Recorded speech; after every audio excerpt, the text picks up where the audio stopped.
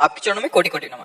महाराज जी, एक प्रारंभिक साधक के मन में कोई ना कोई वासना आती रहती है, और आपके सत्संग में सुना था कि अगर कोई भी इच्छा रही तो पहले इच्छा की पूर्ति होगी, फिर भगवत प्राप्ति होगी। तो महाराज जी, क्या अगर पर उस कोटि का भजन होगा तब, उस कोटि का भजन होगा तब इच्छा की पूर्ति होगी, ऐसे थोड़ी हो जाएगी।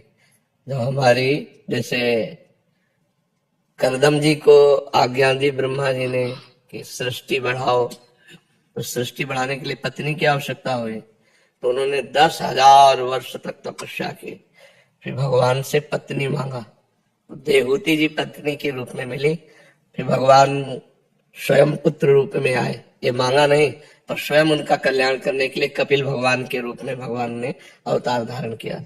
तो हमारी जो इच्छा है उसकी पूर्ति के लिए हमें उस कोटि का भजन भी तो चाहिए। जब भजन होगा तब पहले इच्छा पूर्ति होगी, फिर भगवत प्रेम होगा। या हम भगवान से प्रार्थना करें कि हमारी इच्छाओं का नाश कर दो और अपने चरणों का प्रेम दो, तो भगवान बिना इच्छा पूर्ति के भी हमारी वासनाओं का नाश कर देंगे, हमें भगवत प्रेम दे देंगे।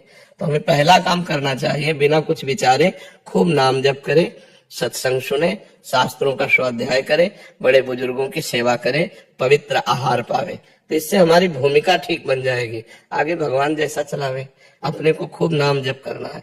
जब भरपेट नाम जप करेंगे तो अपने आप सब आनंद ही आनंद हो जाएगा। वासना भी पूर्ति होगी तो प्रसाद रूप होगी, वो हमें फंसाने वाली नहीं होगी। भगवान से जो वासना की पूर्ति होती है वो हमको वैराग्य दिलाती है, और जो अपने कामनाओं की पूर्ति संसारिक कर्म से होती है वो हमें राग युक्त कर देती है, आसक्त कर देती है। भगवान की द्वारा दी हुई वस्तु अनासक्त कर देती है। ये संसारिक और भगवान से लेने में अंतर है। जब भगवान कोई भोग देंगे तो उसको भोगते ही अनासक्त हो जाएगा, और जब संसार में कर्म के अनुसार भोग मिलेगा तो उसमें आसक्ति बढ़ जाती है। आसक्ति होने से दुर्गति होती है, अनासक्त होने से मुक्त हो जाता है। जैसे विभीषण जी जब लंका अधिपति बनने का भाव करके आए थे तो भगवान ने सबसे पहले लंकेश करके संबोधन किया, तो उनका प्रभु उर्कच प्रथम वासना रही, पहले तो थी अब तो नष्ट हो गई, आपके चरणों को देखकर अब तो अविरल भक्ति चाहे। तो भगवान ने कहा भक्ति भी मिलेगी और लंकाधिपति भी, 1 कल्प तक का राज्य तुम्हें स्वीकार करना होगा। तो विभीषण जी 1 कल्प तक के लिए अब भी राजा है और भगवान की भक्ति में युक्त है। वासना विवेक के द्वारा कम कटती है, क्योंकि जैसे बार बार आप करोगे थोड़ी देर बाद फिर हो जग जाएगी, फिर हो जग जाएगी। भगवान मिटाते हैं।